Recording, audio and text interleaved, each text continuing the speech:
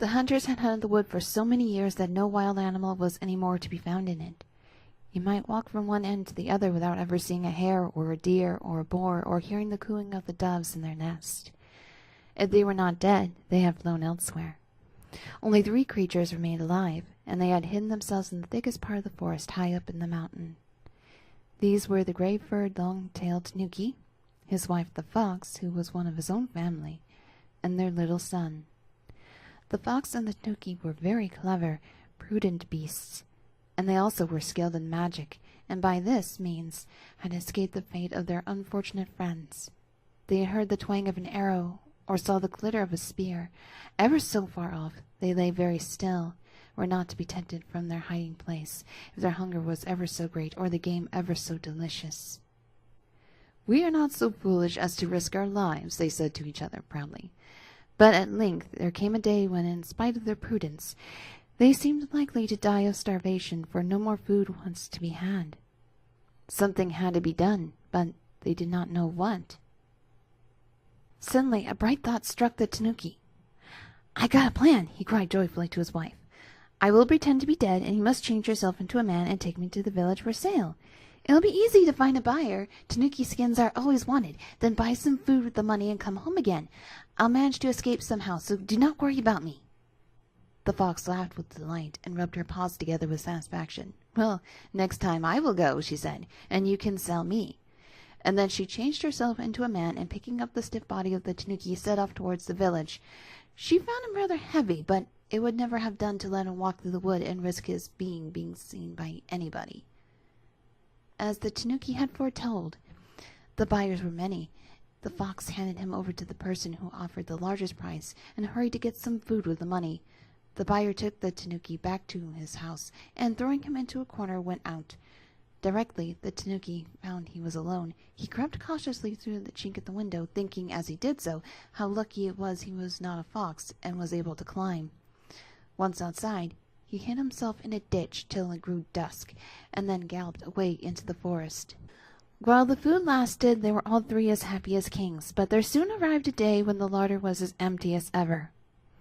"It is my turn now to pretend to be dead," cried the fox. So the Tanuki changed himself into a peasant, and started for the village, with his wife's body hanging over his shoulder. A buyer was not long in coming forward, and while they were making a bargain, a wicked thought darted into the Tanuki's head, that if he got rid of the fox, there would be more food for him and his son.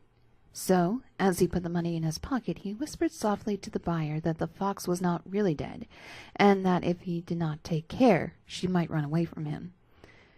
The man did not need twice telling. He gave the poor fox a blow on the head, which put an end to her, and the wicked Tanuki went smiling to the nearest shop. In former times he had been very fond of his little son, but since he had betrayed his wife he seemed to have changed all in a moment, for he would not give him as much as a bite, and the poor little fellow would have starved had he not found some nuts and berries to eat, and he waited on, always hoping that his mother would come back. At length some notion of the truth began to dawn on him, but he was careful to let the old Tanuki see nothing, though in his mind he turned over plans from morning till night, wondering how best he might avenge his mother.